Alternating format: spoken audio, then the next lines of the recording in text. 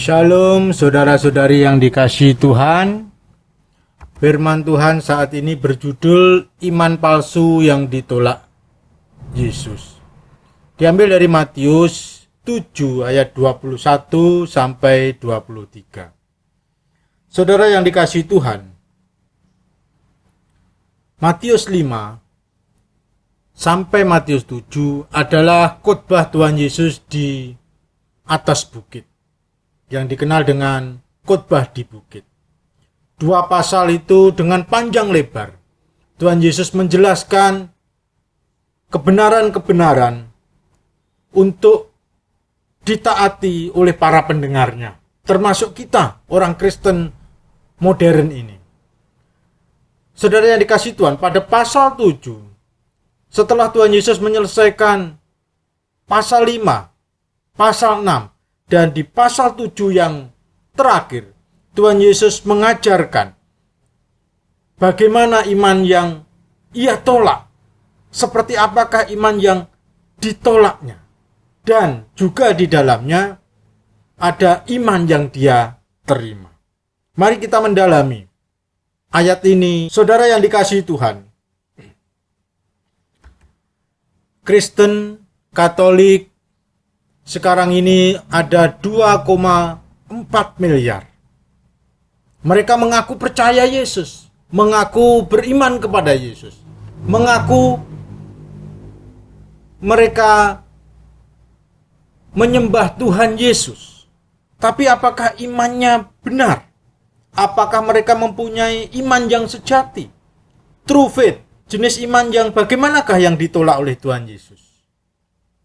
Sebagaimana dia nyatakan, dia tegaskan di dalam Matius 7 ayat 21 sampai 23 itu. Nah, saudara yang dikasihi Tuhan, iman yang salah yang ditolak oleh Tuhan Yesus adalah iman yang hanya pengakuan saja. Tuhan Yesus berkata di dalam ayat ke-21, "Bukan setiap orang yang berseru kepadaku, Tuhan, Tuhan, akan masuk ke dalam kerajaan surga, melainkan dia yang melakukan kehendak Bapa-Ku yang di surga. Not everyone who says to me, Lord, Lord, will enter the kingdom of heaven, but the one who does the will of my Father, who is in heaven."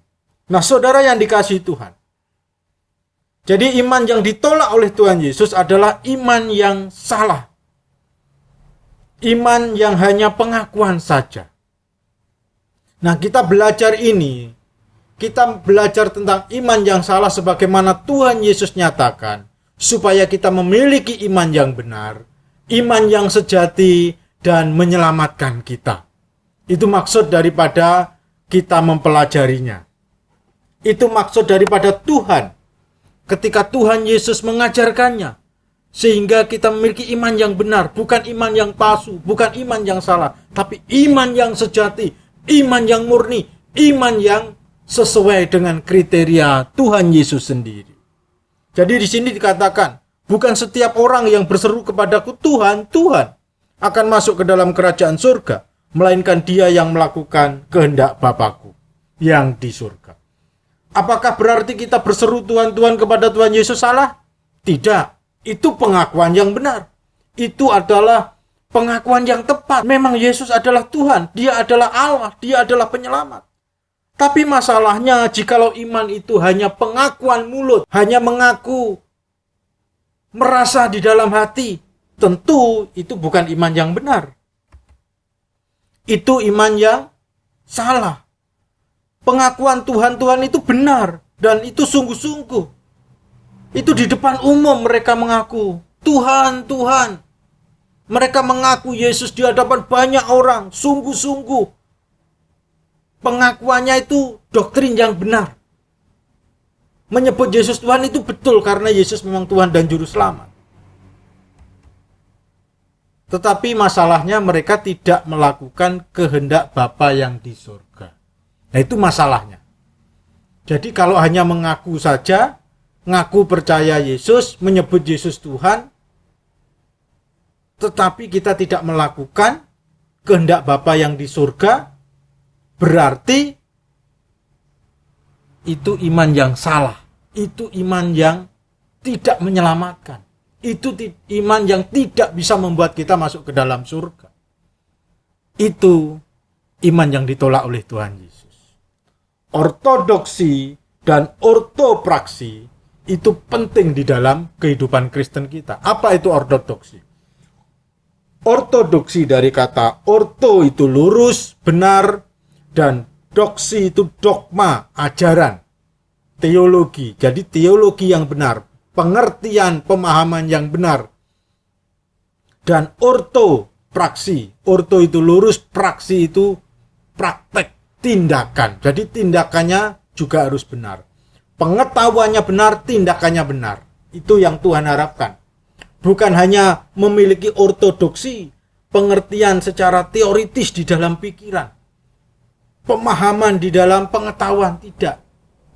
Pengetahuan saja, tidak. Melainkan juga ada ortopraksi. Karena ortopraksi itu adalah bukti daripada ortodoksi. Perbuatan yang benar, bukti dengan pengertian yang benar. Kalau hanya pengertian benar tetapi tidak bisa berbuat benar, itu iman yang salah. Itulah yang Tuhan tolak. Itulah yang Tuhan tegaskan, tidak akan masuk ke dalam kerajaan surga. Bayangkan saudara, bagaimana kalau kita mengalami itu? Tentu tidak mau, bukan? Kita tidak mau, tidak diterima dalam kerajaan surga. Sebaliknya kita mau masuk ke dalam kerajaannya. Dan Yesus tegaskan, siapa yang masuk ke dalam kerajaannya? Ya bukan hanya berkata, Tuhan, Tuhan saja. Bukan hanya mengaku, merasa, percaya Yesus di dalam hati. Bukan. Lebih daripada itu, mereka mentaati. Mereka berbuat sesuai dengan yang Tuhan Yesus ajarkan. Apa saja? Ya, paling sedikit Matius 5 sampai yang pasal 7 ayat 20, paling sedikit. Dan yang seluruhnya adalah sesuai dengan firman Tuhan, sesuai dengan teladan Yesus. Itu yang harus kita lakukan, itu yang harus kita kerjakan. Kehendak Bapa ialah supaya kita mentaati Kristus, meneladani Kristus, menjadi serupa Kristus. Itulah yang harus kita lakukan dalam kehidupan kita. Bukan hanya mengaku dengan mulut atau merasa di dalam hati, mengaku di dalam hati, bukan hanya itu. Terlebih daripada itu, yaitu kita harus melakukan kehendak Bapa yang di surga. Sesuai dengan yang Alkitab ajarkan. Iman yang kedua yang ditolak oleh Tuhan Yesus adalah iman yang menonjolkan karunia. Pada hari terakhir banyak orang akan berseru kepadaku, Tuhan, Tuhan, bukankah kami bernubuat demi namamu, dan mengusir setan demi namamu, dan mengadakan banyak mujizat demi namamu juga? Pada waktu itulah aku akan berterus terang kepada mereka, dan berkata, aku tidak pernah mengenal kamu, enyahlah daripadaku, kamu sekalian pembuat kejahatan. Saudara yang dikasihi Tuhan, ini lebih mengerikan lagi.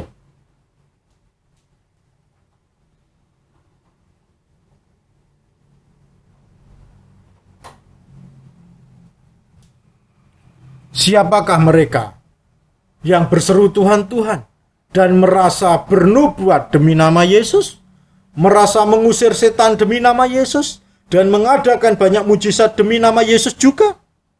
Ya, mereka adalah nabi-nabi palsu. Mereka adalah pelayan-pelayan palsu. Mereka adalah orang-orang Kristen palsu. Mungkin mereka merasa bahwa kami sedang melayani Tuhan. Kami sedang bernubuat untuk Tuhan. Kami sedang berkhotbah untuk Tuhan. Mengkhotbahkan firman Tuhan. Mengusir setan demi nama Yesus, dalam nama Yesus. Demi nama Yesus, dalam nama Yesus. Melakukan banyak mujizat demi namamu, Betulkah mereka melakukannya demi nama Yesus? Mungkin mereka melakukannya di dalam nama Yesus. Ya. Tapi apakah demi nama Yesus? Nah, ini pertanyaan yang harus kita selidiki. Apakah mereka semua melakukan itu untuk Yesus, untuk kemuliaan Yesus, untuk mentaati kehendak Bapa itu? Ataukah ada motivasi lain ketika mereka bernubuat, berkhotbah, mengusir setan dan membuat banyak mujizat untuk menakjubkan orang? Apakah demi nama Yesus atau untuk kepentingan diri sendiri? Iman orang ini berdasarkan pengakuan dan perasaannya saja. Merasa dekat dengan Tuhan, mungkin melalui doa-doa, melalui ibadah ritual, melalui memuji Tuhan di gereja. Apalagi kalau kita tersentuh dengan irama musiknya, jadi seolah-olah kita merasa dekat dengan Tuhan. Tetapi belum tentu Tuhan berkenan. Mungkin kita kekuatan perasaan atau batin kita dalam mengharapkan surga kuat di dalam hati kita, tapi bukan itu ukurannya. Atau kita merasa sudah beribadah, sudah bergereja, karena aku ikut gereja A, gereja B, gereja C. Aku ikut gereja yang besar ini. Aku ikut gereja yang megah. Aku ikut gereja yang kaya. Aku ikut gereja kota. Atau aku di gereja kecil. Dan lain sebagainya. Itu bukan masalah. Yang Tuhan tekankan apakah mereka melakukan kehendak Bapa yang di surga. Manusia mengukur iman berdasarkan apa yang dirasakannya. Yesus mengukur iman berdasarkan perbuatan atau ketaatannya. Ini beda ukuran. Nah, saudara yang dikasihi Tuhan, saya pernah mengunjungi seorang yang mengaku percaya Yesus. Tapi dia ini jelas tidak rajin ibadah. Dia tidak juga rajin membaca firman Tuhan, apalagi melakukannya. Tapi ketika saya kunjungi, saya ajak untuk dia semakin dekat dengan Tuhan, semakin setia dan taat kepada Tuhan. Dia berkata, oh saya percaya Yesus. Nah, disitulah kepercayaan itu hanya sekedar mulut, ucapan mulut dan perasaan di dalam hatinya.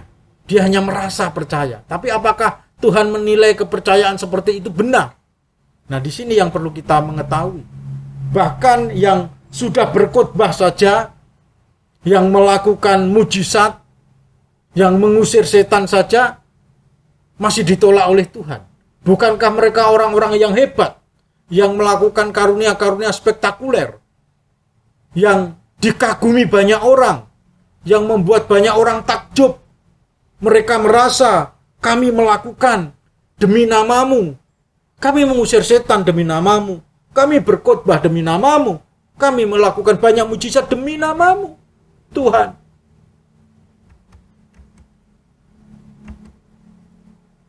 Betulkah mereka melayani demi nama Yesus? Nah, ini pertanyaannya. Ini masalah motivasi. Masalah siapa yang akan kita utamakan di dalam pelayanan itu. Di dalam menyatakan karunia-karunia itu. Mungkin mereka juga dikasih karunia berkhotbah.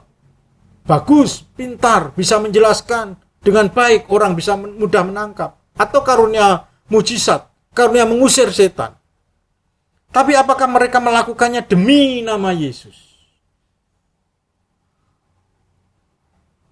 Mengusir setan demi nama Yesus, melakukan mujizat demi nama Yesus, bernubuat demi nama Yesus, pelayanan lainnya demi nama Yesus, memberikan persembahan perpuluhan demi nama Yesus, memberikan pelayanan-pelayanan yang lain demi nama Yesus. Betulkah mereka itu? Ataukah semua pelayanan itu hanya penonjolan diri saya? Oh, kita punya motivasi yang yaitu pendorong kita bukanlah kasih kepada Yesus, bukanlah demi nama Yesus ditinggikan, tetapi motivasi kita adalah supaya nama kita ditinggikan, supaya kita memperoleh banyak uang, berkat-berkat jasmani banyak, sehingga tujuan pelayanan kita seperti itu. Kita berkhotbah pun tujuannya supaya mendapat uang banyak. Kita mengusir setan pun supaya dikagumi orang. Kita melakukan banyak mujizat pun supaya orang takjub kepada kita. Akhirnya bukan Yesus, bukan demi nama Yesus, tetapi demi nama kita sendiri. Nah, di sini bahaya. Disinilah hamba-hamba Tuhan, mereka yang sering melakukan itu harus waspada. Apakah kita lakukan demi nama Yesus ataukah demi namaku sendiri? Contoh seperti demi nama Yesus adalah dilakukan oleh Yohanes Pembaptis. Yohanes Pembaptis membaptis dan berkhotbah, lalu dia mendapatkan murid. Suatu kali murid-murid itu, memang Yohanes Pembaptis tugasnya adalah mempersiapkan jalan bagi Tuhan Yesus. Lalu Tuhan Yesus datang. Tapi Yohanes Pembaptis lebih dulu. Yohanes Pembaptis bukan Mesias, tapi dia mempersiapkan jalan untuk Mesias. Dan suatu saat para murid-murid Yohanes Pembaptis melihat Yesus dan mereka mengikut Yesus. Yohanes Pembaptis tidak sedih. Karena apa? Dia melakukannya demi nama Yesus. Dia berkhotbah, dia mempersiapkan jalan demi nama Yesus. Dan perkataannya yang terkenal daripada Yohanes Pembaptis adalah, biarlah dia semakin besar dan saya semakin kecil. Nah, saudara yang dikasihi Tuhan, inilah demi nama Yesus itu. Inilah pelayanan demi nama Kristus. Biarlah Kristus dibesarkan dan kita makin kecil. Bukan kita yang ditonjolkan, Kristusnya kecil. Tujuan pelayanan kita, tujuan kita menyatakan karunia Allah itu supaya orang semakin dekat, semakin mengenal, semakin serupa Kristus. Bukan kita yang ditonjolkan. Biarlah mereka semakin taat kepada Kristus. Nah, ini sekarang ini seringkali ada masalah yang saya amati antara gereja sebagai organisasi atau pendeta dan firman Tuhan atau Tuhan Yesus sendiri. Pendeta atau gereja ada yang senang kalau jemaatnya lebih taat kepada gereja atau pendetanya atau organisasinya dibanding taat kepada Tuhan Yesus. Ada yang seperti itu. Pendeta lebih suka ditaati perkataannya, walaupun perkataannya tidak sama dengan firman Tuhan. Jadi mereka lebih senang jemaat itu taat kepada dia, bukan lebih taat dan serupa dengan Yesus. Nah, ini masalah. Problemnya di situ. Mereka sendiri tidak pengen taat kepada Yesus. Pendeta-pendeta itu tidak pengen taat kepada Yesus. Dan mereka juga tidak senang kalau jemaat itu semakin serupa Yesus. Yang mereka taati adalah kemauan mereka sendiri, ambisi mereka, dan keinginan-keinginan mereka. Mereka sendiri, para pelayan-pelayan Tuhan ini, mereka tidak ingin menjadi serupa Yesus. Dan ketika ada jemaat menjadi serupa Yesus, mereka tidak senang. Dan di sini problem. Beda dengan Yohanes Pembaptis. Ketika para muridnya mengikut Yesus, dia berkata, biarlah dia, Yesus, makin besar dan saya makin kecil. Banyak pelayanan-pelayanan itu tujuannya untuk penonjolan diri. Aku, saya, diriku, kemauanku, ambisiku yang terwujud, terlaksana. Nah, disitulah. Makanya Tuhan Yesus mengatakan, kamu tidak melakukan kehendak Bapa. Kamu sedang melakukan kehendakmu sendiri. Kamu sedang melakukan kemauan ambisimu sendiri, ide-idemu sendiri. Maka Yesus menolaknya dan menyatakan mereka sebagai pembuat kejahatan. Saudara yang dikasihi Tuhan, nabi-nabi palsu juga bisa melakukan pelayanan seperti itu. Matius 24 ayat 24, 2 Tesalonika 2 ayat 9 dan 10 dituliskan di sana. Bab Mesias-Mesias palsu dan nabi-nabi palsu akan muncul, dan mereka akan mengadakan tanda-tanda yang dahsyat dan mujizat-mujizat, sehingga sekiranya mungkin mereka menyesatkan orang-orang pilihan juga. Bukankah ini mengerikan? Bagaimana kita membedakan pelayan-pelayan palsu dengan yang asli? Semuanya mengaku demi nama Kristus, demi nama Tuhan, demi nama Yesus, demi kemuliaan Allah. Nah, di sini Tuhan yang menilai hati, Tuhan yang menilai keseluruhan hidup manusia tahu bahwa sebenarnya mereka bukan untuk Yesus pelayannya. Saudara yang dikasihi Tuhan, kalau saudara membaca kitab Yunus, pengutusan pertama, dia tidak taat, dia lari ke Tarsus. Lalu setelah itu Tuhan menghukum dia dengan dimasukkan ke dalam laut yang bergelora, ditelan ikan, dimuntahkan. Dalam pengutusan yang kedua, Yunus berangkat dengan berat hati ke kota Niniwe, sebagaimana diperintahkan Tuhan. Lalu Yunus berkhotbah, sekali khotbah saja, penduduk Niniwe bertobat, 120.000 bertobat. Jadi misi Allah diselesaikan oleh Yunus, walaupun Yunus dengan berat hati. Misi Allah sudah selesai, rencana Allah digenapi oleh Yunus. Yunus disuruh pergi ke Niniwe, berkhotbah di sana, sudah selesai. Sudah betul. Dan 120.000 penduduk kota Niniwe bertobat dari raja sampai rakyat jelata. Tetapi Tuhan belum selesai dengan Yunus. Yunus masih punya masalah yang besar. Karena Yunus tidak melayani dengan kasih Allah. Ketika Yunus menunggu kota Niniwe dihancurkan, Tuhan menumbuhkan pohon jarak dalam terjemahan bahasa Indonesia untuk menaungi Yunus yang kepanasan. Pohon jarak tumbuh sehari, besoknya mati dalam sehari. Yunus marah kepada Tuhan karena Yunus sayang pada pohon jarak. Tapi Tuhan mengajar kepada Yunus, kamu lebih sayang pohon jarak daripada penduduk Niniwe, manusia-manusia Niniwe, 120.000 jumlahnya.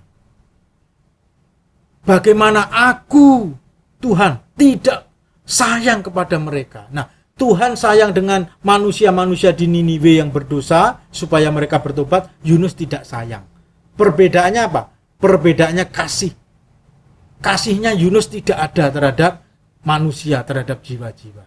Bisa melayani? Bisa. Berhasil? Berhasil. Sekali khotbah 120.000 orang. Tapi masalahnya Yunus tidak memiliki motivasi pelayanan kasih.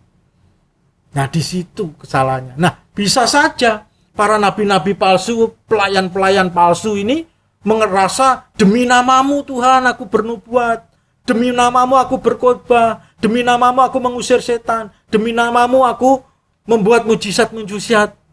Tapi Tuhan melihat ternyata motivasinya juga bukan kasih. Bisa saja motivasi mereka hal-hal yang lain, kekayaan, harta benda, dirinya sendiri, uang, dan sebagainya. Motivasi dan tujuan pelayanan mereka bukan untuk mewujudkan kehendak Allah. Bisa saja, melainkan hanya untuk kepentingan diri sendiri dan organisasi. Bisa saja. Itu yang tahu dia sendiri sama Tuhan. Bisa saja. Misalnya saudara melayani, tapi ketika melayani bukan sungguh-sungguh mengasihi jiwa-jiwa dan didorong oleh kasih Allah, tapi supaya dilihat orang, oh pelayananku baik, pimpin pujian baik, khotbah baik. Jujur kalau kita mau teliti, banyak juga loh hamba Tuhan yang jadi gembala itu tidak sungguh-sungguh menjadikan jemaatnya, umat Tuhan itu serupa dengan Yesus loh. Banyak. Mereka sendiri saja, hamba-hamba Tuhan itu, belum tentu ingin serupa Yesus. Nah, kalau dia sendiri tidak ingin serupa Yesus, para pendeta itu, bagaimana mereka menjadikan jemaat itu serupa Yesus? Serupa Yesus itu bukan jadi tujuan. Ya coba saudara cek diri saudara sendiri. Apakah ketika saudara beribadah, ketika saudara membaca Alkitab, ketika saudara melayani, apakah saudara ingin mirip serupa Yesus? Dalam banyak hal ataukah tidak? Nah, ini masalah sebenarnya. Bisa saja orang melayani karena motivasi uang, pembuktian diri, aktualisasi diri. Maka pelayanan mereka hanya mengumpulkan uang sebanyak-banyaknya atau untuk membuktikan bahwa dirinya bisa, saya itu mampu, saya hebat dan lain sebagainya, bisa saja. Atau motivasi-motivasi yang lain dan tujuan-tujuan yang lain yang bukan untuk melakukan kehendak Allah Bapa di surga. Nah, di sini saudara yang dikasihi Tuhan. Apa yang Yesus katakan kepada mereka itu? Yang mereka merasa melayani demi nama Yesus. Tapi ternyata mereka memakai nama Yesus hanya untuk kepentingan dirinya sendiri. Memakai istilah pelayanan tetapi tujuannya untuk diri sendiri. Untuk kemewahan diri sendiri, untuk kekayaan diri sendiri, untuk menonjolkan diri sendiri dan lain sebagainya. Maka kita perlu hati-hati. Tuhan Yesus yang tahu seluruh hidup kita, tahu pikiran kita, tahu hati kita, tahu motivasi kita, tahu tujuan-tujuan hidup kita, tahu rencana-rencana yang tidak baik dalam kehidupan kita, tahu kelicikan kita, tahu keinginan-keinginan kita yang berdosa. Dia pasti akan menilai dan menghakimi. Marilah kita melakukan kehendak Bapa. Marilah kita semakin taat kepada Tuhan, semakin sejati dan semakin benar iman kita kepadanya. Semakin taat, semakin sejati iman kita kepada Dia. Marilah kita berjuang meneladani Yesus, berusaha mengenal Yesus, berjuang untuk hidup suci, berusaha taat, perpuluhan, persembahan, berusaha mewujudkan buah roh, menerapkan kasih, berusaha menginjil, rajin ibadah, melayani, giat berdoa dan belajar firman Tuhan, mengasihi Allah dan firman-Nya. Itu yang benar, itu yang baik, dilakukan dengan motivasi dan tujuan untuk kemuliaan Allah. Motivasinya kasih, tujuannya untuk kemuliaan Allah, bukan kemuliaan diri kita. Versi Injil Lukas menuliskan demikian dalam Lukas 6 ayat yang ke-46, yang ayat yang sejajar dengan itu. Mengapa kamu berseru kepadaku Tuhan, Tuhan, padahal kamu tidak melakukan apa yang aku katakan? Why do you call me Lord, Lord, and not do what I tell you? Bedanya yang vital antara mengatakan dan melakukan. Yang palsu, iman yang palsu hanya mengatakan. Iman yang sejati melakukan. Iman yang palsu hanya merasa dan berucap.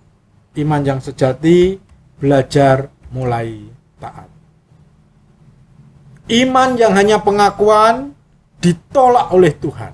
Mereka masuk neraka. Pada waktu itulah aku akan berterus terang kepada mereka dan berkata, aku tidak pernah mengenal kamu. Enyahlah daripadaku, kamu sekalian pembuat kejahatan.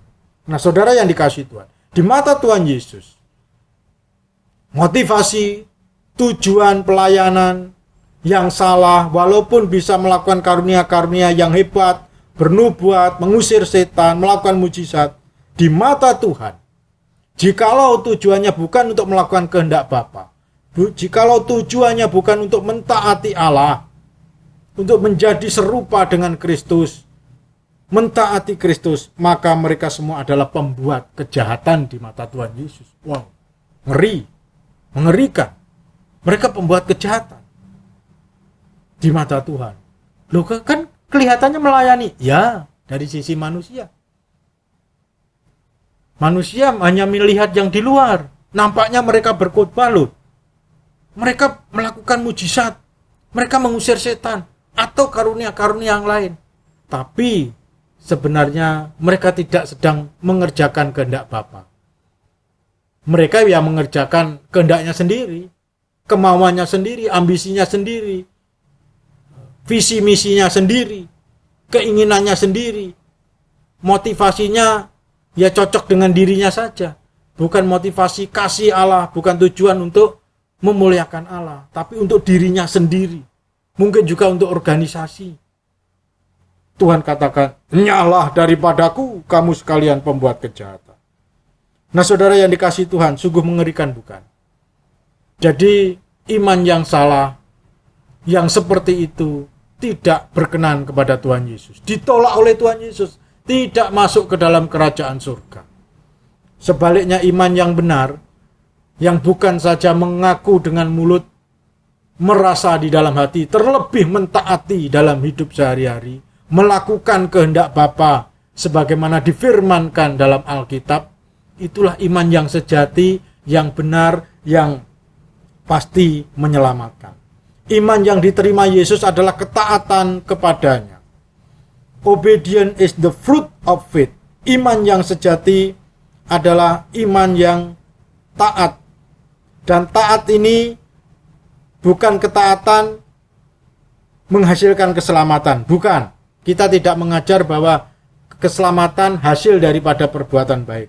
Tetapi di sini yang diajarkan adalah bahwa ketaatan itu buah daripada iman.